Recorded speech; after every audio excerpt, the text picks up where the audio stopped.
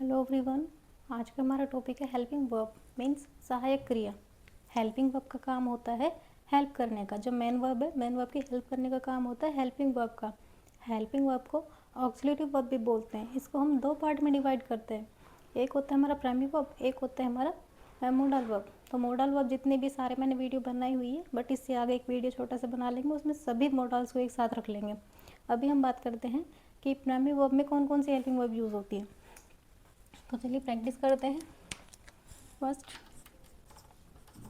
To do, to have, to be, do, does and did.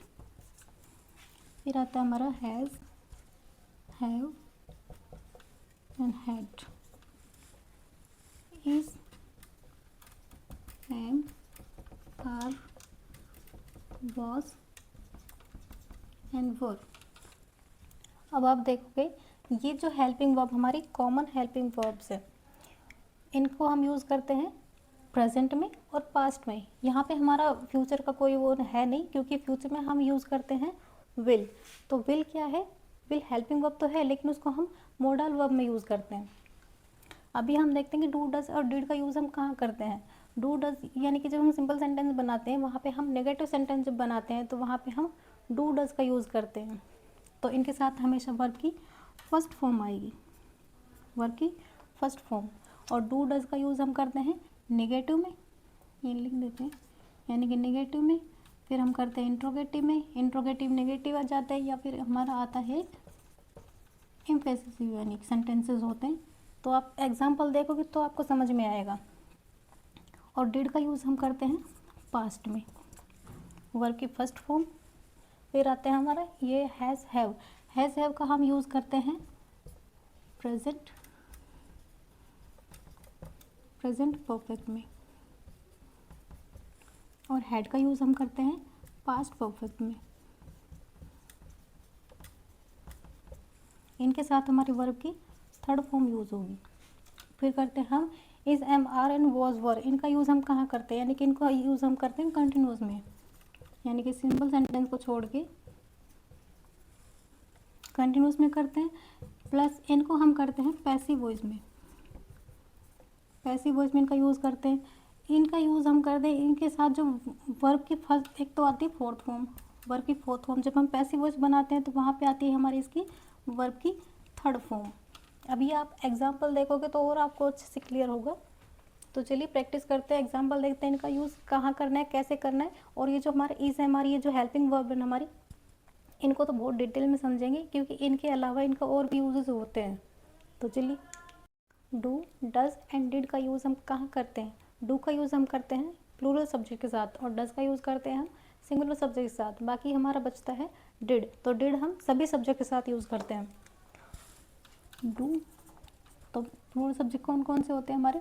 I, we, you and they. Does,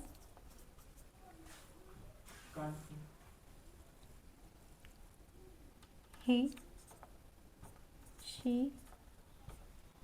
and it, etc.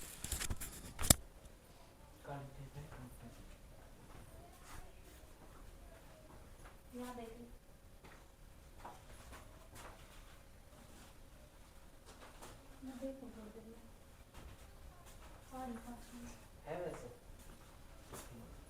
हाँ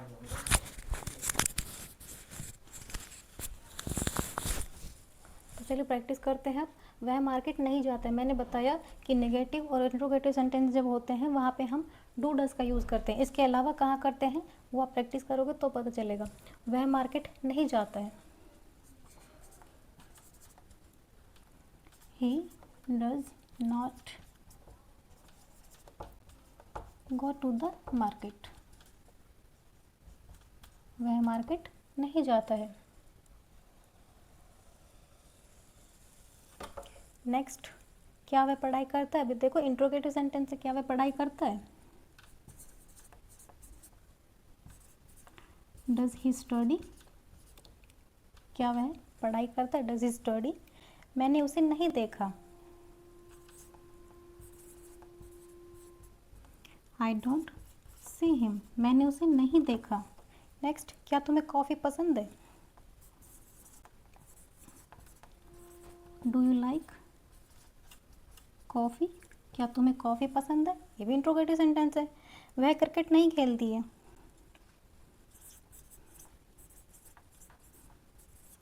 she does not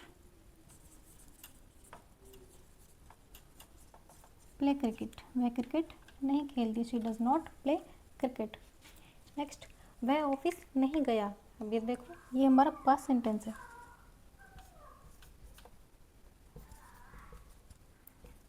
he did not go to the office, वह office नहीं गया। मुझे वह पसंद था, मुझे वह पसंद नहीं था, ये लिखते हैं, मुझे वह पसंद नहीं था।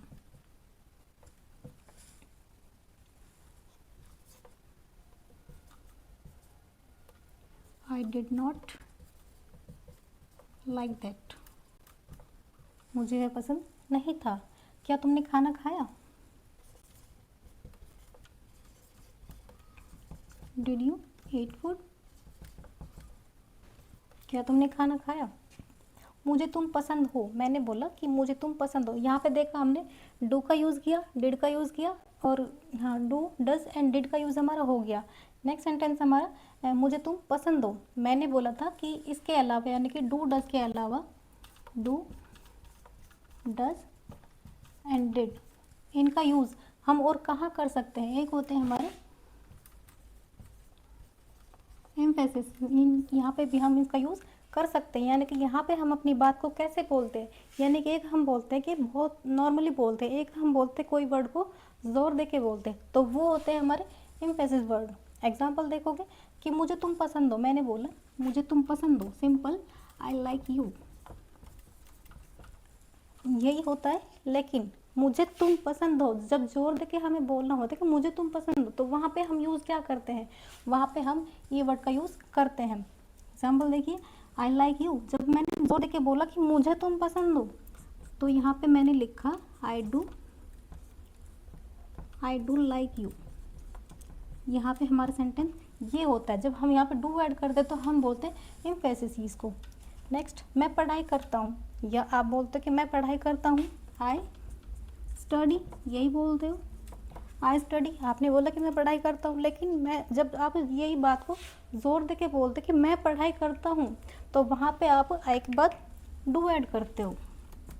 एग्जाम्पल देखो, आई डू स्टडी, तो देखो यहाँ पे कितना सा चेंज हुआ, यानी कि आपका जो बोलने का तरीका है उसने ही हमें यहाँ पे डू ऐड कर दिया। तो यहाँ पे डज भी ऐड कर सकते हो। तो यानी कि जोर देने की जब बात होती है, इसको हम बोलते हैं इम्फेसिस, यानी कि डू डज का और यूज़ हम कहाँ कर सकते हैं। ये अगर आपका क्लियर हो गया हो तो आप कमेंट में बताइएगा। अब हम देखते हैं कि हैज़, हैव एंड हैड का यूज़ हम कहाँ करते हैं।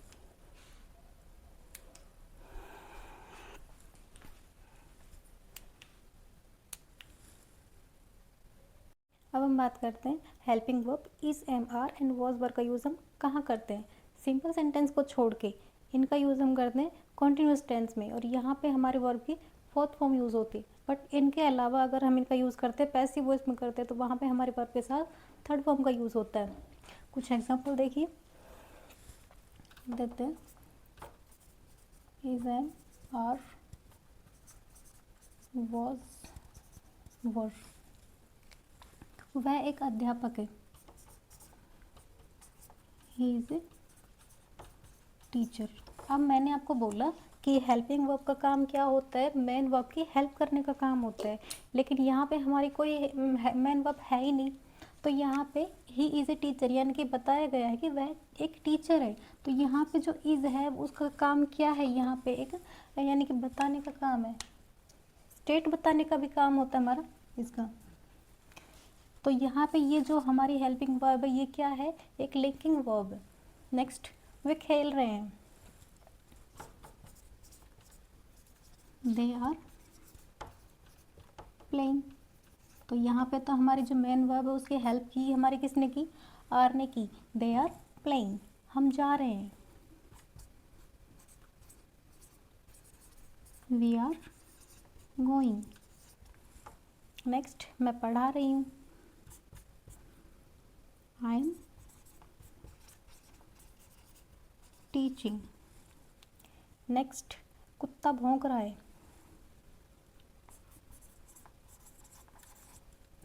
The dog is barking. Next, छात्र पढ़ रहे हैं,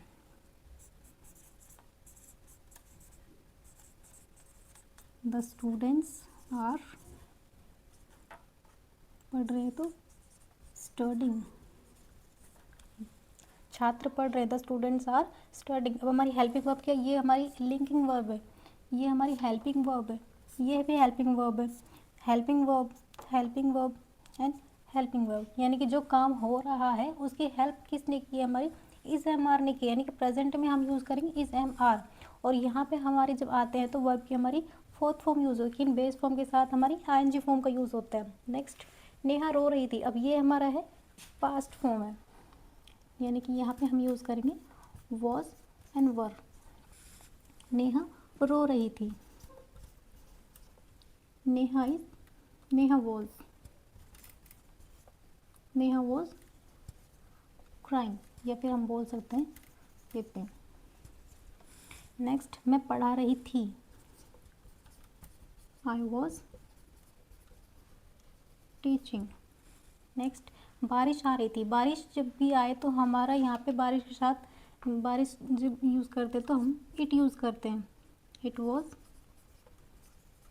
रेनिंग, बारिश आ रही थी। कोई तुम्हें बुला रहा है, यहाँ पे कोई मतलब नाम नहीं है तो कोई तुम्हें बुला रहा है, someone, someone is, is calling you, someone is calling you. खाना उसके द्वारा बनाया जाता, अब ये क्या है, ये हमारा पैसिव वॉइस है, तो यहाँ पे हमने वर्ब की फोर्थ फॉर्म का यूज़ किया, यानी कि वर्ब बेस फॉर्म के साथ हमने आईएनजी फॉर्म का यूज़ किया सभी सेंटेंसेस में। लेकिन ये हमारा क्या है, खाना उसके द्वारा बनाया जाता है, तो हमारा ये क्या है, पैसिव वॉइस सेंटेंस है।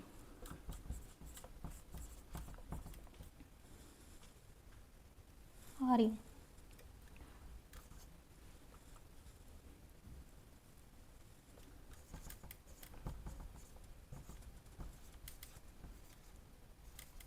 खाना उसके द्वारा बनाया जाता है, the food is cooked bye her. Next, गाना उसके द्वारा गाया गया,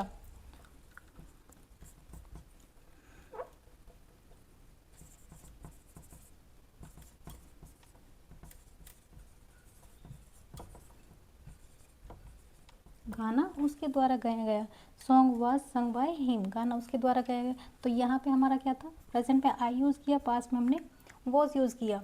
आई होप आपको ये कंसेप्ट अच्छा लगा होगा, समझ में आया होगा। बट ये फैसिलिटी नहीं ना, तो इसलिए मैं पूरा डिटेल में इसमें एक्सप्लेन कर नहीं पाई, तो जितना भी हो पाया आज, आई थिंक आज का वीडियो थोड़ा बड़ा हो गया होगा। और ये वीडियो अगर अच्छा लगे तो लाइक कीजिए, शेयर कीजिए, सब्सक्राइब कीजिए। Thanks for watching.